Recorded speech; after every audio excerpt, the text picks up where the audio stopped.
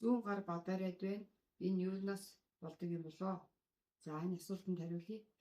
За зүрхний өвдөлт бол зүүн хөхний ард базалж шахалж хоолой руу шахаж боож байгаа юм шиг эсвэл зүүн гарын чихчийн хуруу, ядан хуруу дагаж бол өвддөг. За энэ өвдөлтийн үед бол мэдээж хамгийн нэгдүгээр зүрхний бэвшлэгээ хийх ёстой. Хоёрдугаар мөн зүүн гарын мэдрэлийн ширхгийн өргөслүүд бас байдаг. За ялангуяа зүүн гарын мэдрэлийн ширхгийн өргөсөл бол зүүн гарын шууны гадна хэсэг мэдрэлээ дагаж өвддөг. Мөн бол гарын хөдөлгөөн ихтэй ажил хийдэг, гүнд юм их өргөдөг хүмүүст бол мөрний үеийн өргөслүүд маш их явж байна.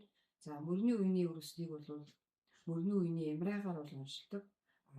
Ялангуяа мөрний үеэр өвдөөд тэгээ тэр өвдөлтөд дагаад зүрх энэ талдаа байрлаж байгаа болохоор бас зүрхний хүчнүүдтэй андуурдаг.